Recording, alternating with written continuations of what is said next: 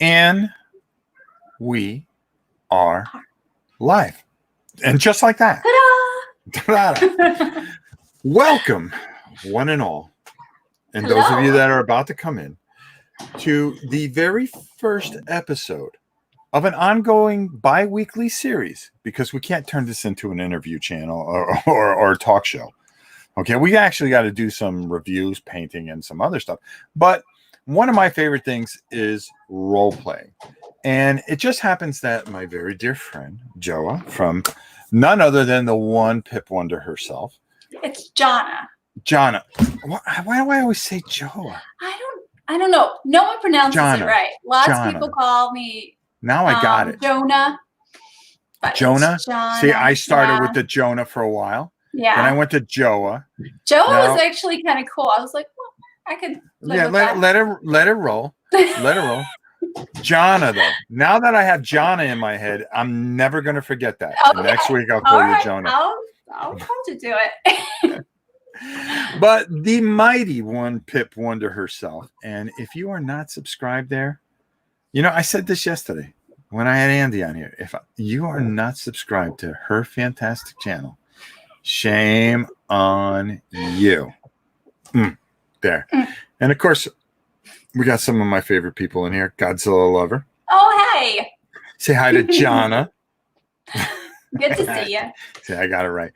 Now, what we want to do with this is we're going to lay out all the things that we are going to do with this segment or show or whatever you want to call it. Right. Okay. Because it's not like it's not going to be like your regular talk show. It's going to be something really, really different where we're going to be talking all things RPG. Now, I've been around since the dinosaurs. Well, no, let's not go crazy. Let's not go crazy. But the pyramids, I'd say. The pyramids. Okay. The pyramids. So I've seen the evolution of this game and how it's affected me through the years. Todd, how are you? Spiros, how are you? Downriver Rick, how are you? Monster, how are you? And of course, Godzilla. And then we have Jona on the other side. See, I'm getting that. I'm getting good at that. Yep, you got it. I got it. Now you're disappointed because I'm not going to call you Joa anymore. Joa. Come on now. But the beauty of it is, here we have a mom, okay? Yes. Okay. Yeah. And loves to play D&D, but how does she fit this wonderful game into her life and having two bouncing kids that are just all over the place? So yeah, it's called Netflix. Netflix. Who else could have moved those pyramids brick by brick? Right. Well, very true. See, now I'm not lying. But we want to do so many different things with this hobby, and we're going to take our inexperience and yet some of our experience. Yeah. And include you guys in on all this and make this something that's really built and made by you guys. Because it's not just going to be us talking about what we see. It's getting your input. It's getting your thought processes and showing you things and teaching you things. So what do we teach you? How do we go about doing that? Well, Jona, I'm going to tell you. Because like always, Jona has no idea what we're doing. I don't. I am just sitting on the edge of my seat here, waiting for the next. We're going to do some adventures. We're going to do some character creation. We're going to build some scenery. That is really exciting. Okay. We're also going to paint some of our characters, and we're going to tell stories with those characters.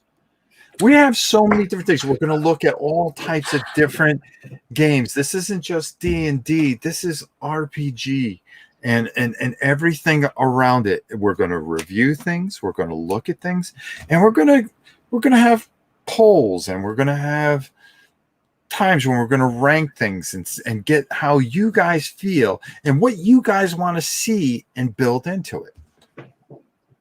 Yeah. It's those type of things that her and I together are going to bring you this wonderful experience and help you. We're going to look at some of the things that we're unfamiliar with and that scare us. Take Fantasy Ground. How good are you with Fantasy Ground, Jona? I've never heard of it. This is the first time I've heard of it. Well, so is that like, you'll just have to tell me right off the bat. Well, it's something I've been looking into, but with everything going on in the world, blah, blah, blah, who cares? Yeah. Okay. It is a program that you can actually get all your friends together and run a campaign through this Fantasy Ground. Okay. So is it a website? It's actually, well, why don't we take a look while we're here? Oh. See, this is how we do things. Very impromptu. We had no idea. What is it? Well, I'm gonna pull it up. Hold on, I got to pull the keyboard forward because we didn't expect to do this. What did I call it? Fantasy Ground? Yeah, no, Fantasy Ground. I believe it's Fantasy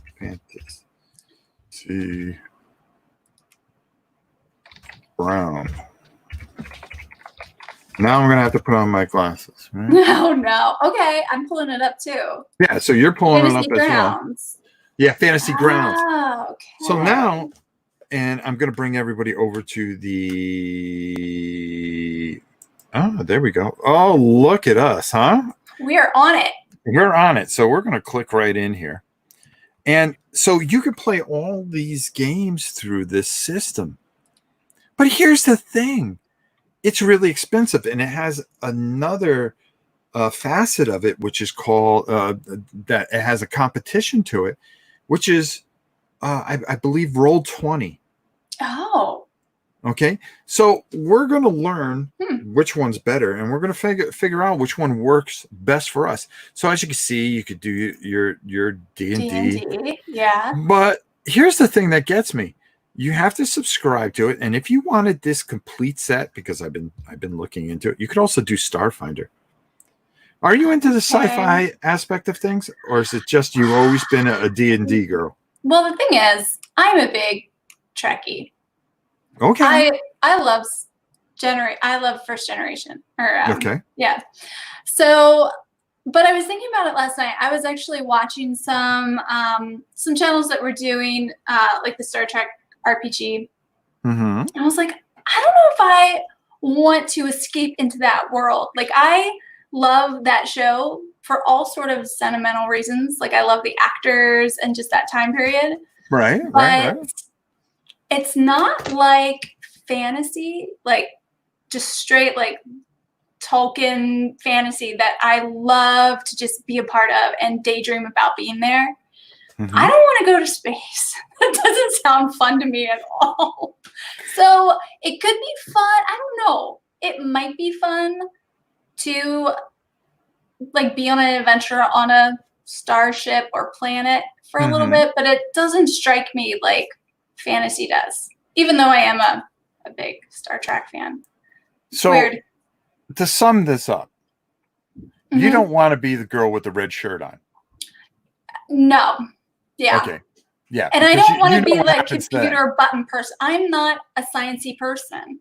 And I feel like everyone who is a Starfleet officer is probably like a huge brainiac. Like, well, I wouldn't survive. If you remember on the show, it'd be like, so when did you graduate? Well, I got out of Starfleet Academy, but before that I was at MIT. Right. Where I was a basic rocket scientist. Basically. And what is your job? I am the janitor. Right. Yeah, I would definitely be like one of those characters killed off by the weird mutant blob on the planet, like exactly. Out of there. You're burnt into the ground and all that. You know, because that Star Trek. I always used to call it Star Trek when I was a kid because I lived up north, well, in Connecticut. So there you go. Okay. But the funny thing about it was I always remember the one where it was just that blob thing trying to protect its young. That's awful. Yeah. Wait, and the black blob that Riker gets sucked into? That one? No. Wait, are you talking the original series? We're talking about two different blobs. Yeah, we're talking about two different blobs. The one where Kirk it was a mining colony, and it was Kirk, Spock, Bones, and of course 2 guys in the red shirts. And they go down, and this thing is boring holes, and they cannot do the mining that they need to do. Okay. And it would just run people over, and all you would see was just a burn mark of the person that was in there. Finally, Spock goes up to the thing and puts his hand on it and starts reading its mind, and it becomes this whole thing. And he goes, "Listen, it's just trying to protect its young." Oh, right. And I'm letting it know that what we're trying to do is get this mineral out of here. Well, all of a sudden they start working together. It was such a great episode. Yeah. But yeah, I would definitely be the burn mark on the red.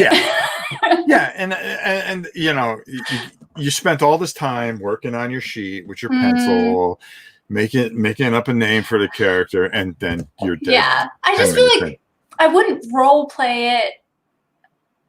But I don't know if I could role play it well. No, and that's the biggest thing. Yeah. Which, you know, and James says Spelljammers. Now, did you ever hear that?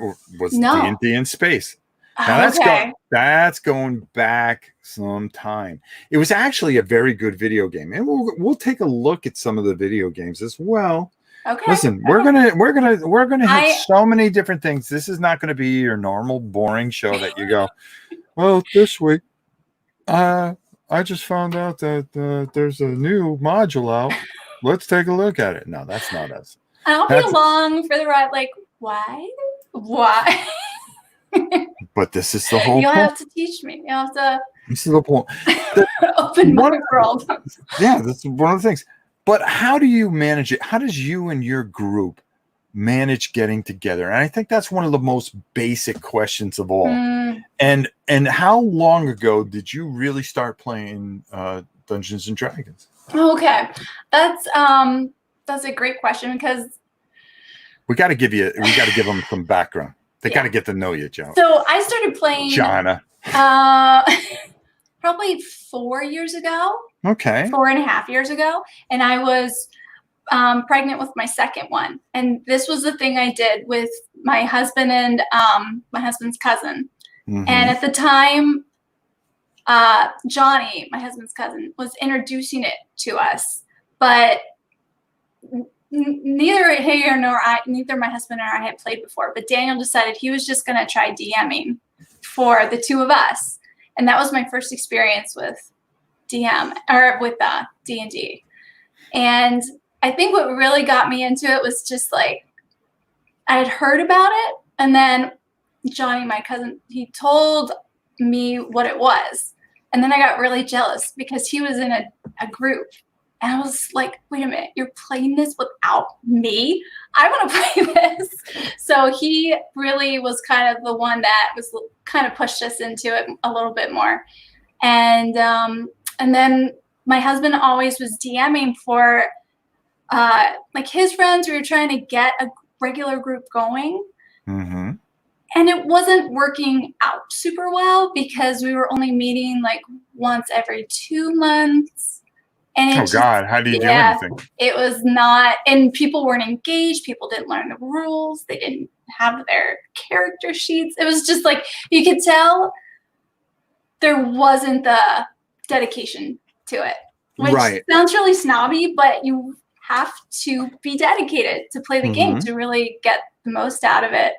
So we Daniel got burnt out because he was DMing. He never got to be a player. And I tried to DM for him. That's a lot harder than people realize. It is so hard. It's like because we do homebrew stuff. We don't like go through scenarios that is published by the Wizards of the Coast.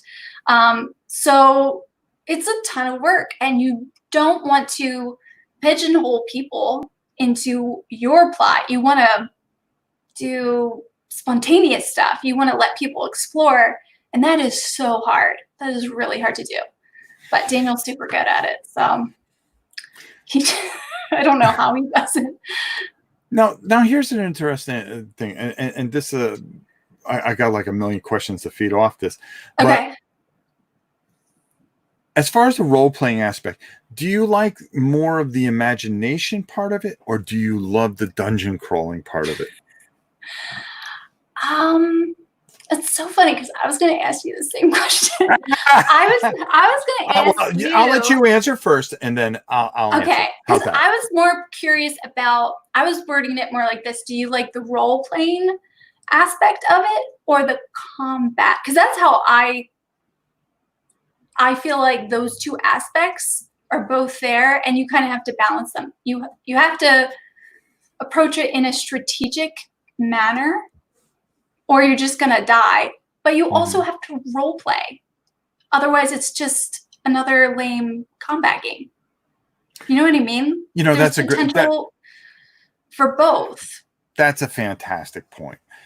So let's break this down a little bit, and I'll tell you on my aspect on how it works inside, you know, the old wheelhouse. I'm curious what sort of player you are. For me, what sucks me in is treasure hunting. Okay. Okay. Yeah. Okay. The combat's great.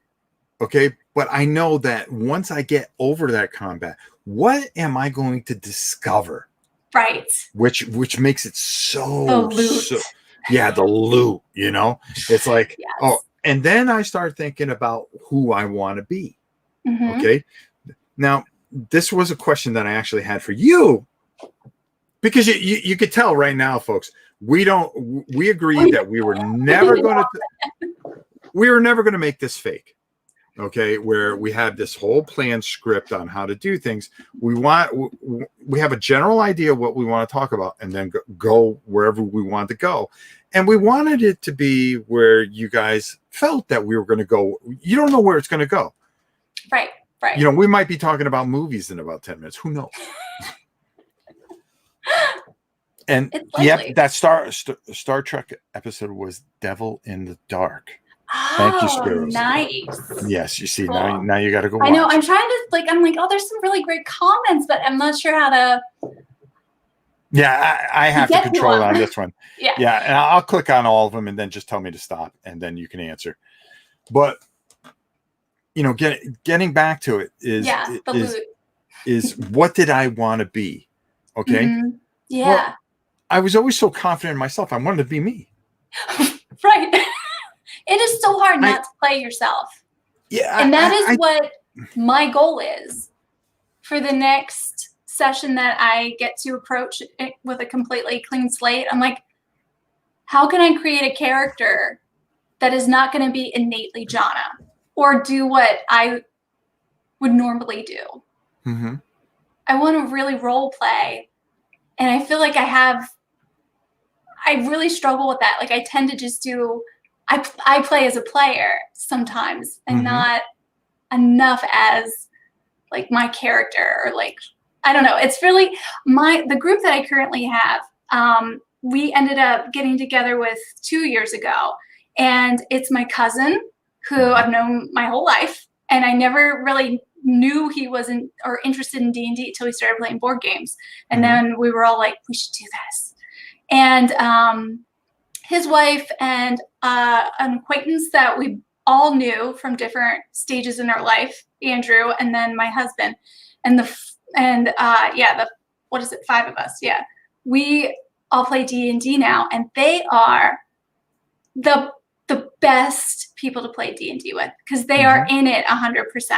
Right. And I mean, Andrew, he like plays his character to a fault, where we'll be like, don't attack those people, and his character is the sort of person that would, and he's just gonna do it. And it's like it's so much fun when people play that way. I agree, but also on another stance, that how you feel as a person, if you go against what you believe and what you think, your morals, yeah, I didn't want to make it that deep, but you know, in a sense, if you go away from who you are, it's almost a little stressful. It's like, it is. Okay, well, I would do this, so I'm going to do this Oh, but that just makes my skin crawl to some degree. That's true. And then you're not having fun. Yes. Because you're out of your comfort zone of like what right. a good person would be, or like what a character would. Like me, I want to bash things. I want to hit things. I want to crush things. You know, that's who I am in real life. But I want to do it with honor as a paladin. Oh, of course. Of course. Yes. I want to have a reason, and I want it to be justified why I do these things. In the name of your god. In the name of my God. Yes. And I always feel comfortable doing that. Right. Or being a barbarian where I don't care. You know, sometimes I don't care. Right. But when I try to be a wizard, it just feels unnatural because I'm not 110 pounds. Okay. So you can't imagine. I can't imagine unless I am the most jacked up wizard there is. And, you know, strength and intelligence. And then I have no agility or something, you know, something along that. And, you know, so there, and then I have no charisma. So if I put all those points in those two areas. That's hard. Yeah. Yeah. And a thief. I mean, I work for the government. How can I be a thief? You can't be a thief. Well, maybe I can. Maybe I could be a thief. But you can be like a conflicted person where, like, maybe you got into law breaking, but only to save your family or something like that. See, there you go. See, now I'm gonna have to make this thief. I really struggle with that too. I'm like, I feel very uncomfortable playing a person that's like an assassin or. Mm-hmm. Yeah, someone who is evil. It's just not you. Yeah, it's just not. It's also not fun. Like, I don't want to play a character who is going to run everything amok and go against the party. I don't think people that I play with would appreciate that sort of character. But I think it all depends on how it's handled, because we do have someone playing a part in like our ongoing session that's been forever, he's kind of like a prideful jerk, but he plays it really well, and he usually gets his just desserts in the end. So it's very fun for him to play, and I don't know. So maybe I should be more creative with like being a little bit like unrespectful or something. So now, in my mind's eye, when I see you, I see you as an elf. I have been an elf. See, there you go. Yeah. I'm prone to hobbits, though. Oh, okay. I am a hobbit at heart. I always thought of you kind of like an elf. But or a halfling. You're always, in my mind, when I start thinking, okay, what kind of character she plays? She's Erwin. I mean, well, the last character I played, Anna Norris, was a little bit like her, except a little snobby and kind of self-righteous. Oh, I can see that. But I usually am right, so that's very fun too. And if your husband came in here, he would agree with you, of course. He would. He absolutely. Hands down. But I have tried. I was thinking, like, there's some characters and some races or some classes that I haven't touched yet. I'm like, I should just play them for the experience, because who knows, maybe I would really enjoy them. Have you tried all of the races? I've tried. Yeah, I've tried every race. Wow. And I've gone, well, I mean, pretty much as I could, you know. Okay. Like I was a wizard. Then, you know, a paladin, a warrior. Okay. All the classes. Split class. I've been around for, like I said, you know, and I'll never forget the first time I got into it. You know. That's what I wanted to ask you. Yeah, go ahead. What was your first D&D session? And was that the session that hooked you? Yes. Very much so. I was teaching pottery up at a summer camp up in New Hampshire. Pottery?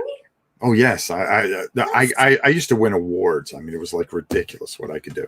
That's so cool. Will you show your stuff, like your sculptures? Well, I mean, yeah. I'm having some fun. Oh, it's over there. Not that stuff. No. No. Geez, I think I still have some. I'll have to dig it up. Anyway, But I I'm mean, curious. it would make these Yeah. intricate things, and people used to pay like ridiculous money back in the day. So my art teacher goes, "I want to introduce you to this guy. He runs a camp up north, and if you want to go for the summer and teach, we'll pay you X amount of dollars, whatever it was." So I went, "Yeah, okay, sure." So I go up there, and I met these two guys. I forget their names, unfortunately. It was so long ago. That's how long ago. And it was my first time away from home. I never was away from home. So you were a teenager? Yeah. Okay. Yeah, I was a teenager. Boy, that's a long time ago. So one night, they had all these books and everything like that, and they're sitting there playing it, and I come in to grab something to eat out of the kitchen, and they're playing it, and they go, "Do you want to play?" I go, "What is this?" They go, "It's Dungeons and Dragons." Now, the funny thing about the original Dungeons and Dragons, okay, because it was the original series. Okay. It wasn't advanced Dungeons and Dragons. I'm talking old school stuff, okay? Was that the most important person and the only person that knew the rules was the Dungeon Master. What? Because the original player handbook would tell you how to create your character and stuff like that, but didn't tell you anything else. You learned everything from the Dungeon Master as you went. That because all the rules actually help a lot of people because it's overwhelming. Yeah, it's overwhelming at first. Yeah, but so it's then he would just sit there and be but like, overwhelming. You can only go 30 spaces, or like. Yeah. Okay. We're going through a dungeon, and he would explain all that stuff. Whether it was 30 feet or whatever. Okay, what do you guys want to do? And you would go, okay, you're going to go into combat, and your stats, you would understand your stats because you would have your stats. Right. This means that you're going to be able to roll a d6 and add this and so forth and so on. And you go, okay, so what am I looking to hit? Don't worry about that. Just roll. Oh my gosh. That's the way it was. But you got hooked. And I remember my very first character. He was called Thundar the Barbarian. Thundar. It was actually a TV show. And it was the only thing I could think of. So I went with it. And we played for about a week. And then there was a little bookstore. And I had this little beat up old Dodge Dart. And I got some of my money. And I said, they knew the area. They go, come on, we'll go up. And I bought the player's manual. So 2 weeks later, we were playing some more. My mom and my dad come up with my grandmother because my parents actually owned half that lake. My relatives actually. Okay. So they came up and they figured they would stop and visit me. So they took me into Laconia. I remember exactly. And I went to my grandmother and I go, well, I would really like that book. And she bought it all for me. Oh, that's and I came back. Oh yeah, I came back. I still have the book somewhere along here. That's cool. But the funny thing about it was after that, I was just hooked. And then I went home and I tried to find people. Now I was a 3-sport all-star, all city, all this, all that. And I wasn't interested in hanging with the sports guys. I was interested in hanging with the guys that were playing D&D. So while everybody was out at their keg parties and having fun and doing all that and chasing girls, I was with these guys that were helping me with my algebra and my geometry. Right, you're hanging out with the geeks. Yeah, I was all family. And then, no offense to any geeks. I'm a geek too. Yeah, but I never liked that word. I know it's mean. Yeah, or nerd or whatever. And I guess Right. saying nerd is cool now, but it was never cool to me to say. Yeah. But I enjoyed, and I had these friendships with these guys that were going to Yale and Harvard Right. and stuff Yeah. like that. And me, I was going to the Hart School of Knox, which is the military. Oh and, man. and you know, the funny thing about it is that we would play, and then they start showing me the computer aspect, and it just Oh, opened up cool. this huge world for me.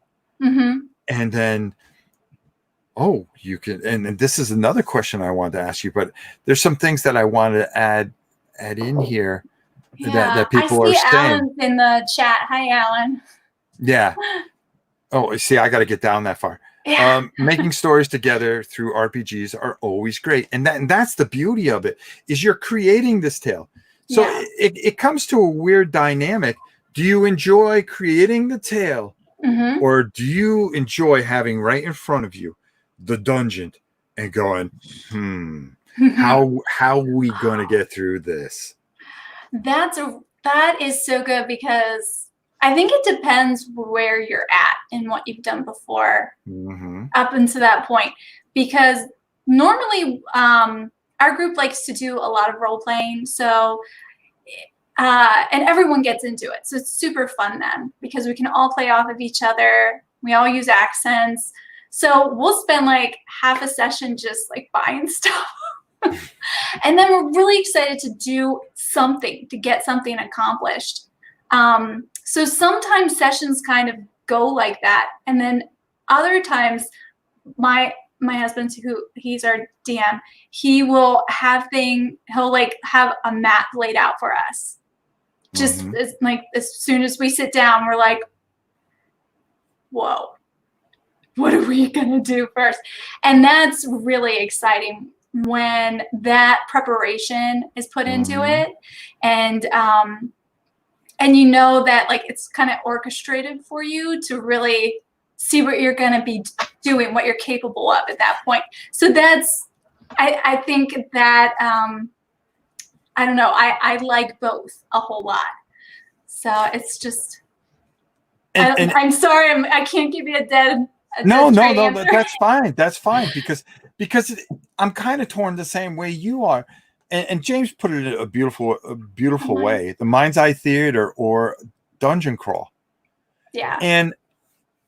And I think one of the things that I liked about the old modules was the first thing I would do is I wouldn't read anything, but I would just kind of open it up quick and see if there were a lot of dungeons. Yeah. And you go, okay, good. Now I want to find out the story. What makes this? And this is the beauty of the game. But it comes back to another thing that I want to say, and I'm going to let you elaborate on it even further. Is you're telling this story on why you have to go down and face this insurmountable threat. Okay. And how are you going to overcome this? And what's the story behind it?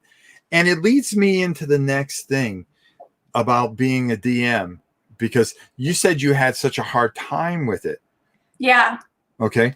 And being a DM, people don't realize that it is an art. And somebody wrote that earlier. Yeah, I saw that. Someone put. And it is an art form.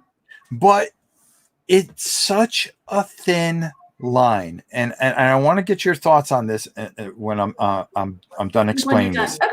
Okay, it's such a thin line that you want somebody that's going to take control, okay, and kind of build the momentum, but there comes a point where being a great GM is not taking control as much as giving control to the people. You are serving the group. Yeah. Okay. And how you do that and how you balance that.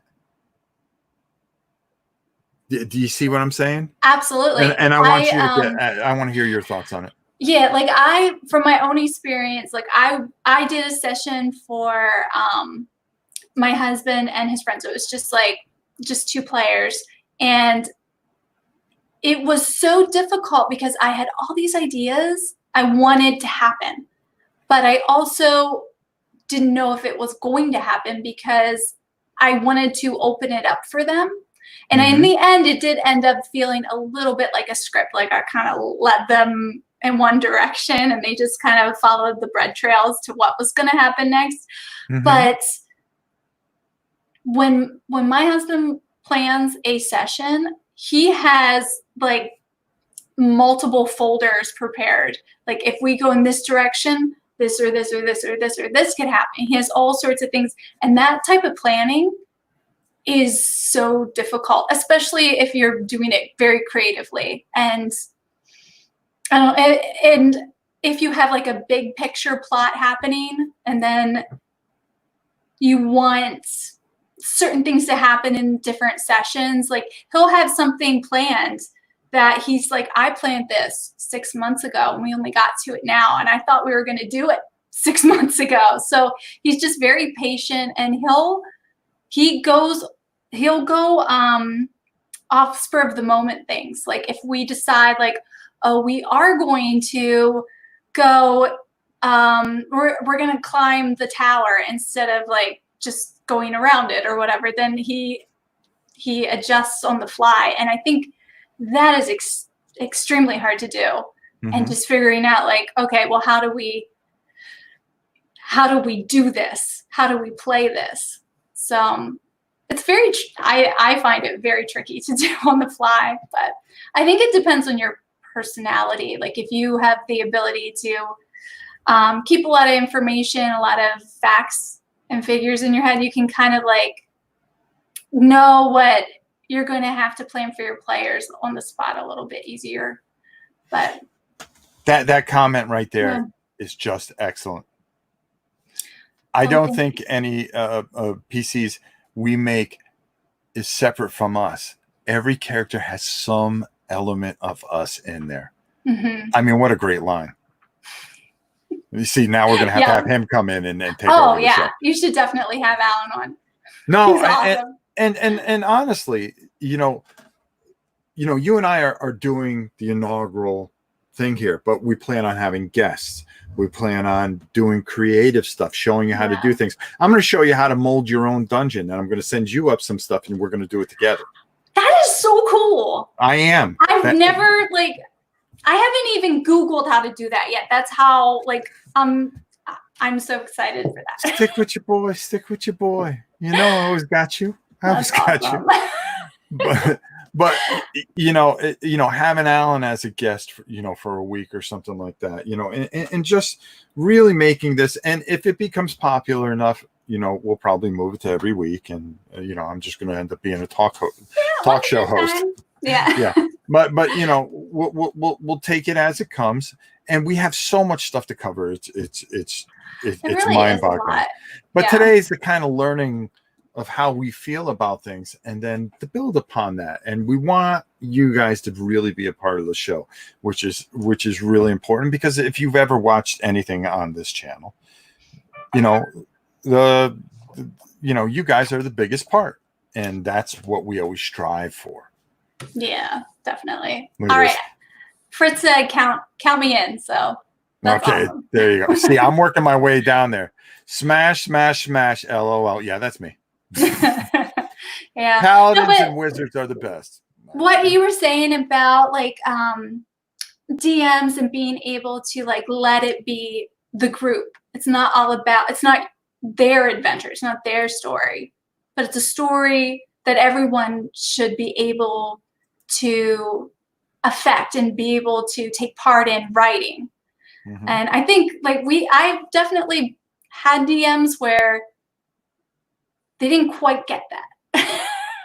And it's very frustrating to play because you don't have any agency. You're just like, anything you try to do, like it's going to fail because he doesn't want that to happen. You know what I mean? Like, right.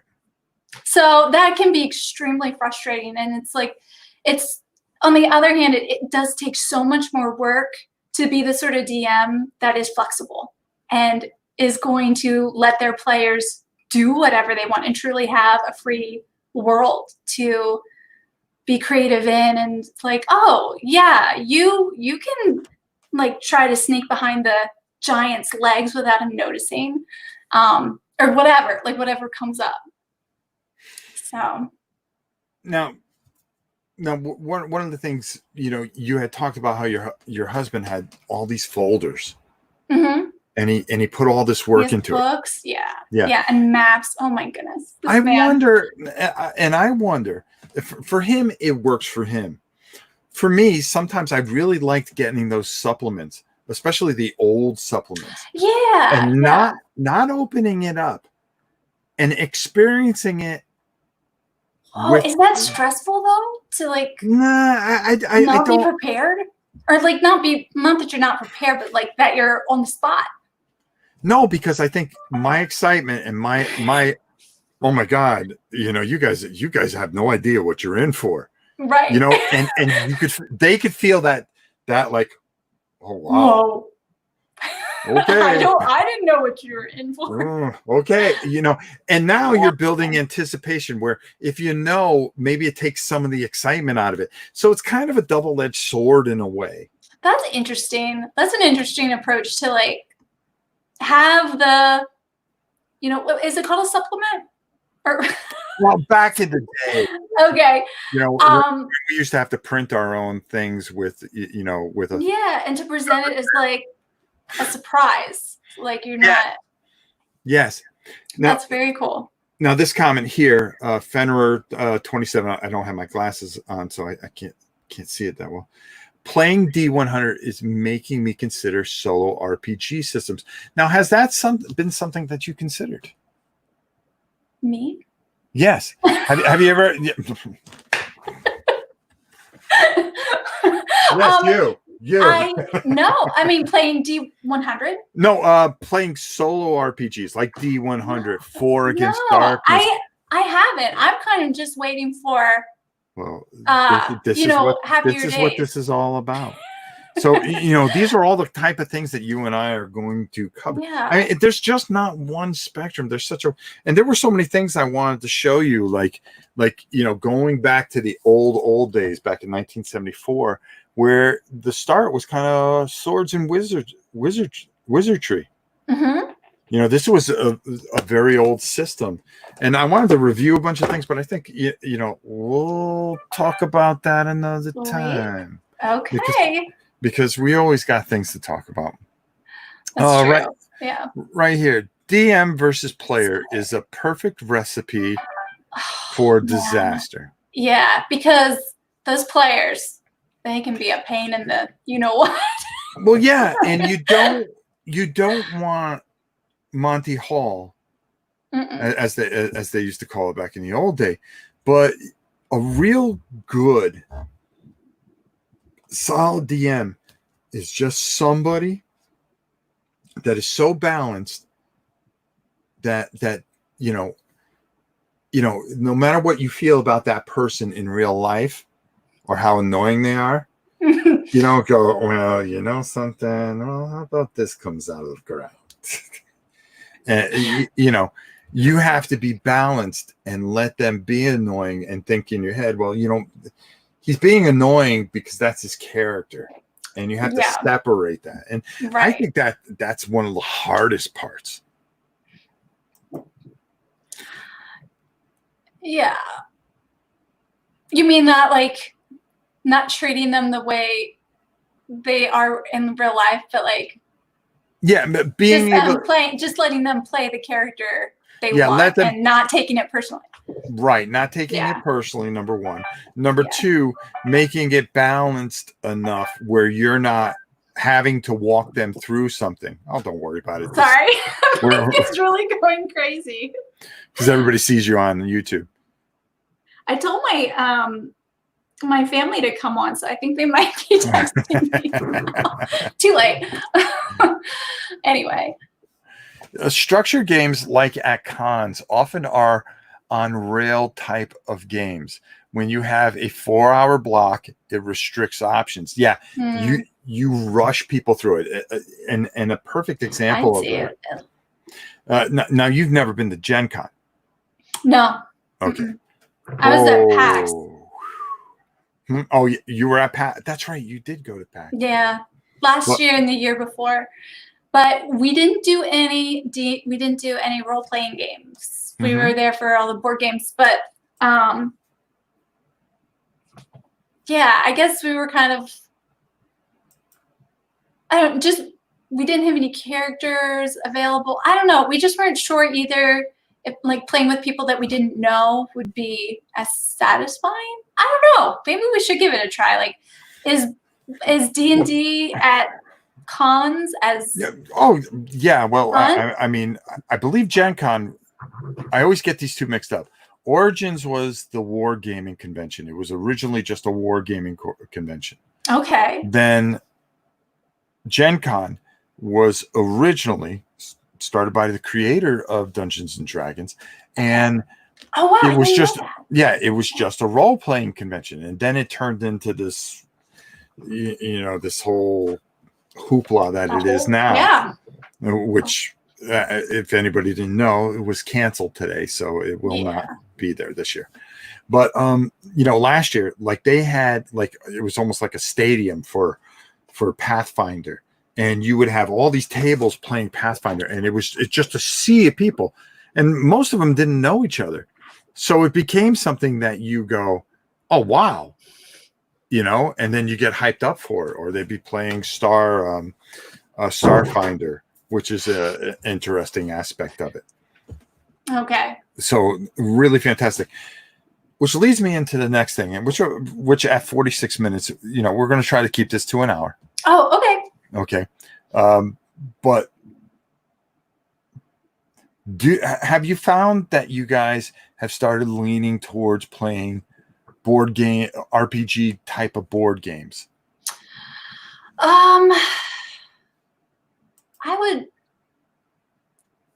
wonder what your definition of that is. Like a board game where you are playing a character and you're rolling for action.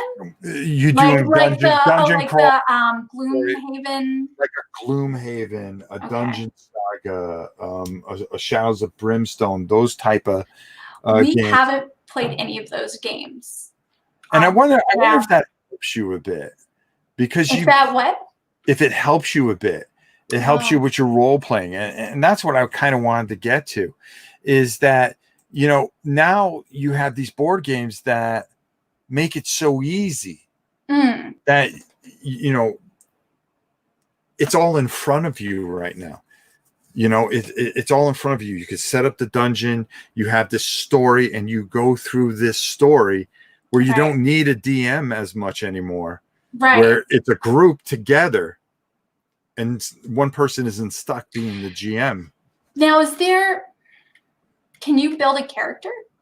Do you build a character when you play? Usually you have pre-made characters. Okay. See, that would suck a lot of the experience. But you may have like 20 characters that you can pick from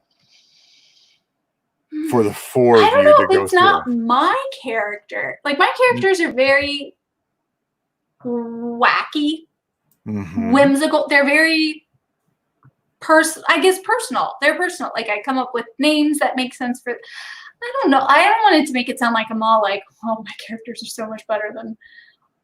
They're just personal, I guess. So I'm not sure if it would have the same appeal. Maybe it's a great game, but if I was like trying to get a D&D experience, like, I'm not sure that it would even be an option because of that, because of the lack of that personal character creation. I haven't given them a try though, so I can't be a judge and like say absolutely. Personally, not. I think it might spoil things in a way. For me. Yeah, for you. Oh. You know, I don't know why I keep asking yeah, I mean, you're the only one here. I mean, you're right next to me. Okay. Now, do you like to do things with your imagination, or do you like to have it laid out in front of you?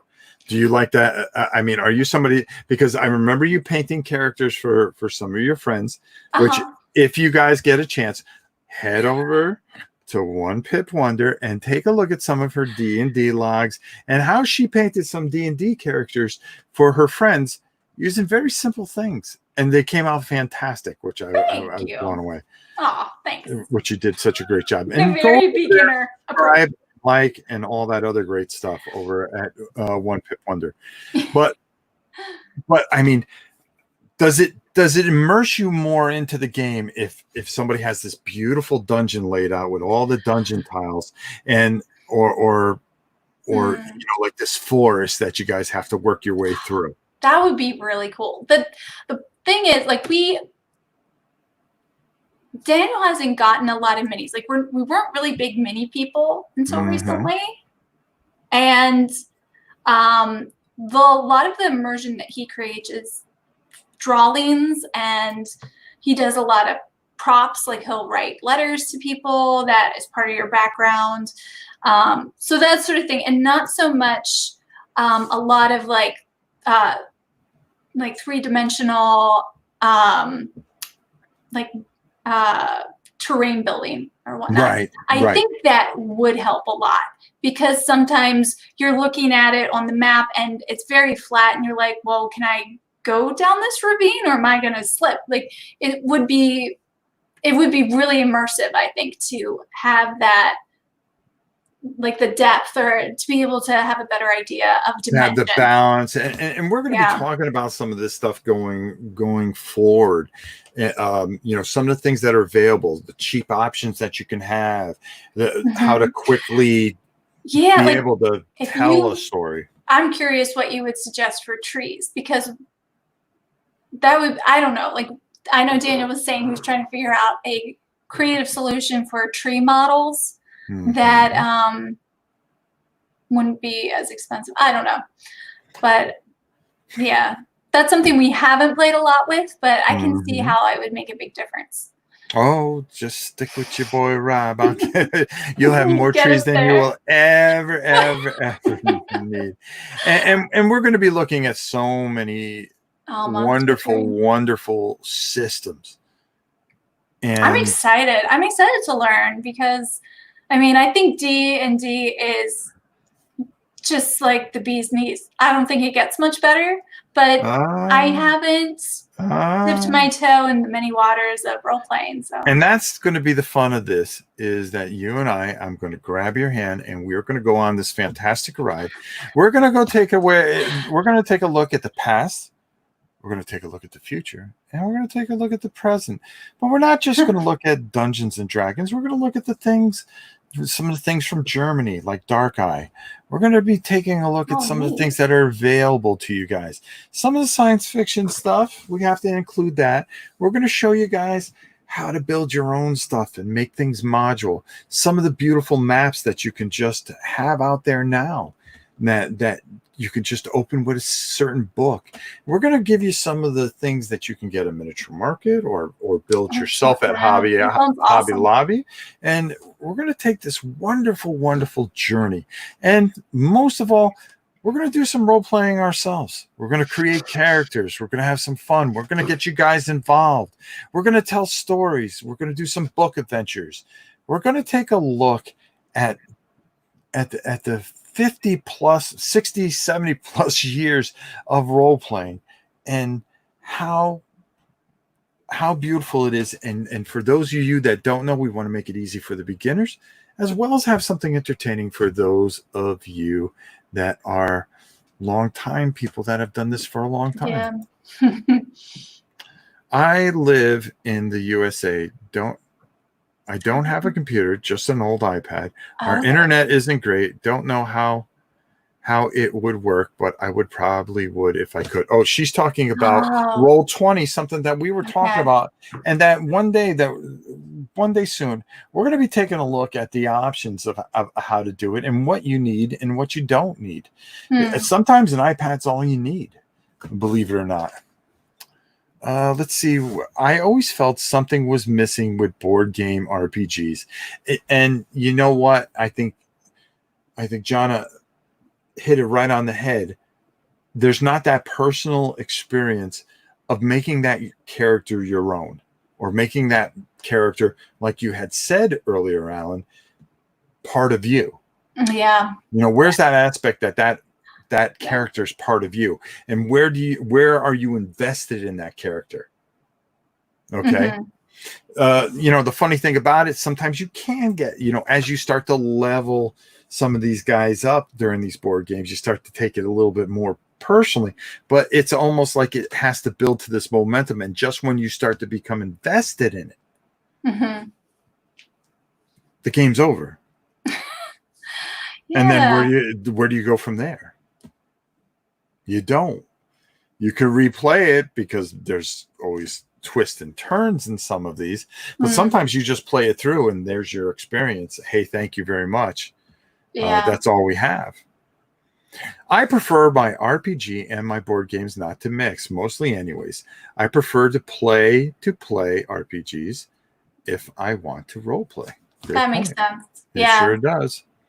Name, backstory makes role playing more enjoyable. Right. So what's your character's name? There you go. Which one? Oh, okay. Like your latest one.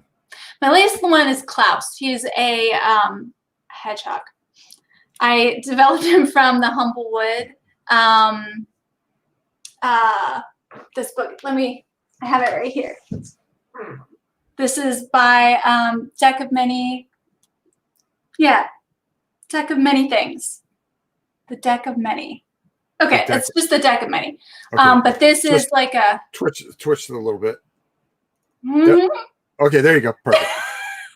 Thanks, just so Rob. everybody can see. Hey, that's what I'm here for. We picked this up last year, and I really love it. It's kind of like the Red Wall version of D&D. I don't know if you're familiar with that fantasy series, but yes, I am. So the animals talk. They're like people. They have conscious and deep intelligence and whatnot, but they are just they're not actual animal size. Most of them are about halfling size, like 3 foot or so. So anyway, I'm playing Klaus, and he's a monk, and he's very nervous, and he's very bold and brave, and he believes acorns are good luck. So he's always picking them up. So anyway, that's what I mean. I like the things that happen in D&D sessions, like combat and finding treasure and going on adventures and role playing and meeting people. But I think the role playing is what makes it really memorable for me. Developing the characters with other people is super fun, and having those relationships with the different characters. No other game does that. I can play tons of combat games, and you can play puzzle-y board games. I feel like those are all great, and probably do it better than maybe what you can achieve with D&D, depending how good your DM is. But the adventuring and creating a story together is what's just, there's nothing else like it. So because it like you just said, you become so bonded in this story. Yes, and as you guys go through so much, maybe there's a quest for something, but you go through so many trials together to get to that, and then when you finally get it, and you all look at each other, it's that sigh of relief. Like I always wondered, like Lord of the Rings, how many years they were searching to destroy the ring.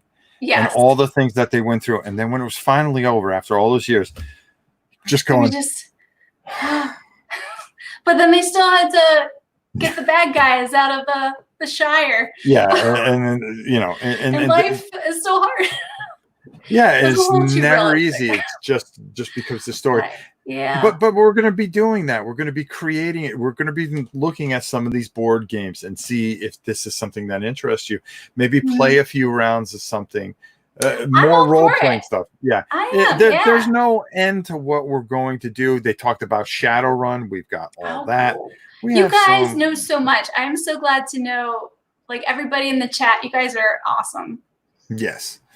They are at that, and all the things that we're going to experience and how much it's going to cost me is fine. No. That's why we're gonna drain you dry. That's why I'm about to say what I'm going to say. This show is sponsored by Miniature Market. Thank you. Is it also sponsored by Army Painter? It's also sponsored by Army Painter. And boy, anybody else that wants to sponsor us to help us show off all the great stuff that we have. But hey, there you go.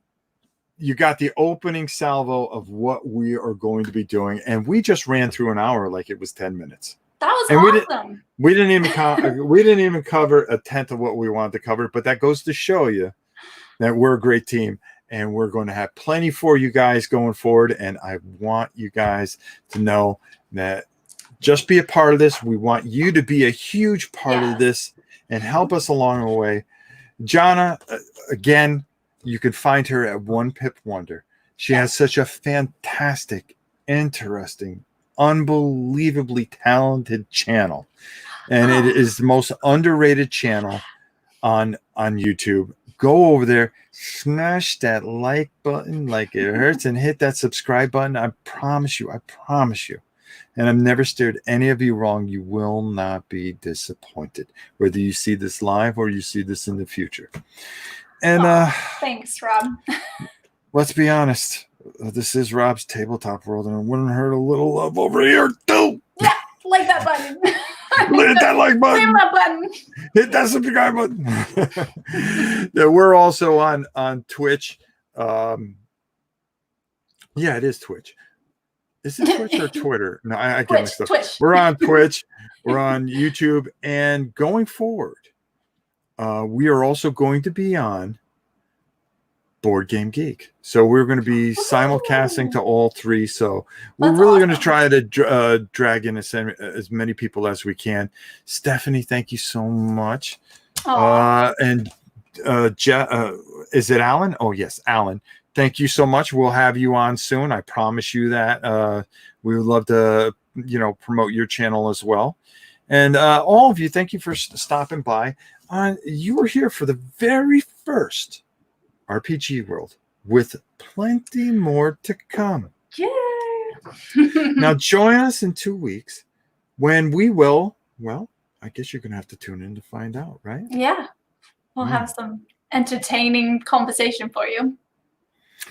Until maybe some accents. Oh, yeah. We might do a little, we'll have to work on some of our role playing. That is for sure. All right. Now, until next time. For the wonderful and magnificent Jona. I almost said Jona. You did it. I did it.